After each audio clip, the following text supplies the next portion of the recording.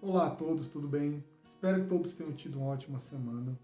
E hoje eu venho falar com vocês, o assunto dessa semana é sobre a aposentadoria compulsória e a aposentadoria por invalidez do servidor público federal, ou seja, servidor público da União. Antes de eu entrar especificamente falar sobre quais são os requisitos, o valor da aposentadoria de cada uma dessas espécies e também assim, os detalhes de cada uma dessas modalidades de aposentadoria, eu tenho que delimitar para vocês de quem que eu estou falando, né? Para quem se aplica para quem, né, se aplicam essas aposentadorias, né? Aqui hoje eu vou estar falando sobre a aposentadoria para os servidores públicos federais que são regidos, né, que tem como regime previdenciário um regime próprio, ou seja, aquele regime geral, que é o regime geral de previdência social, que é gerido pelo INSS, que se aplica aos trabalhadores regidos pela CLT, ele não é aplicável aos servidores públicos da União, servidores públicos federais, porque os servidores públicos federais eles têm um regime próprio de previdência social, que é regido ali, que tem as normas disciplinadas na Lei 8.112. Então, desses servidores públicos. Ah, Bruno, aplica-se a qualquer servidor público? Não.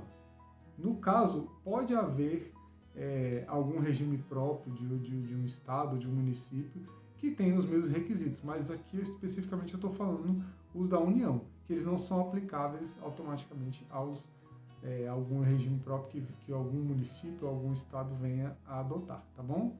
Então vamos lá.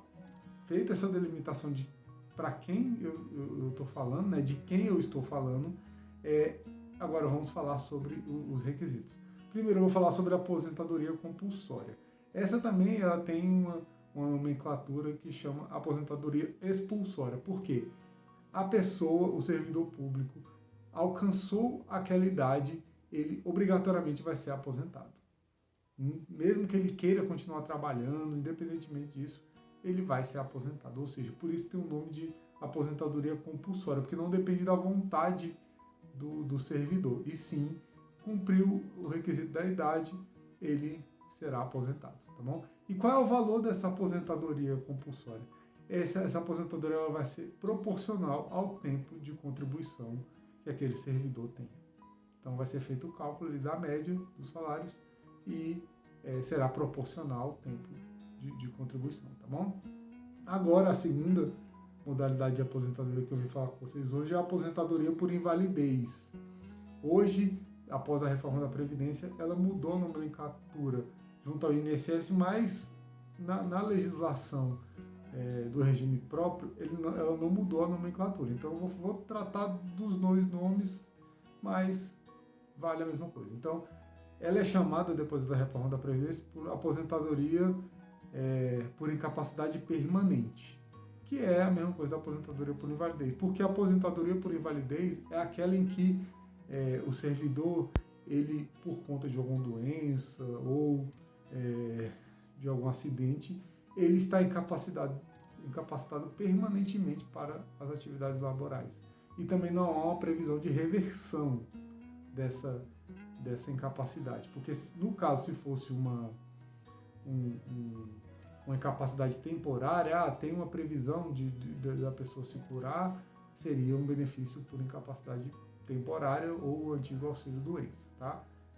Mas aqui nós estamos tratando de aposentadoria.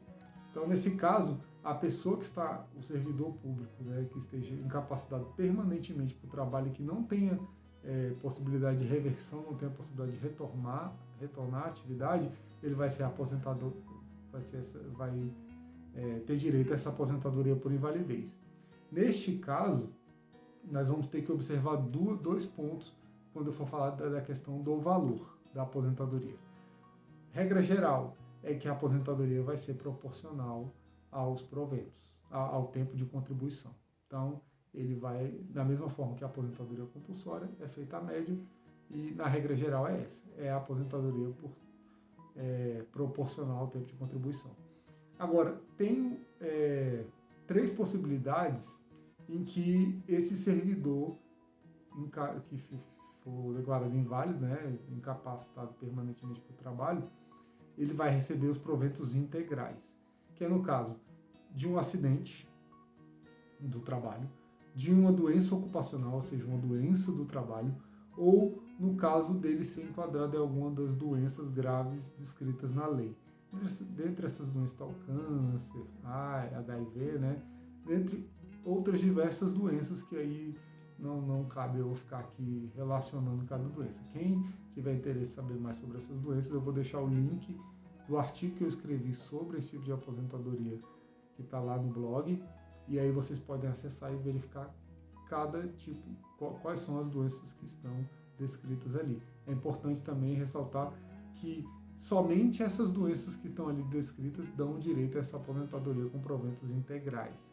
Não pode ser ampliada. Eu tenho uma outra doença grave, mas não está ali. Infelizmente, não se enquadra. Tá bom? Isso é a decisão do STJ, STF, então a gente não tem como mudar muito isso, tá bom? Então, as informações gerais, né, as principais informações que eu tinha para falar sobre essas duas modalidades de aposentadoria foram essas. Espero que vocês tenham gostado desse conteúdo. Se você gostou, compartilhe com aquelas pessoas que possam se beneficiar, curtam, deixem o seu comentário aqui se você gostou, também sobre o que você quer que eu fale, né, sobre os próximos vídeos. Então, fiquem com Deus e até o próximo vídeo.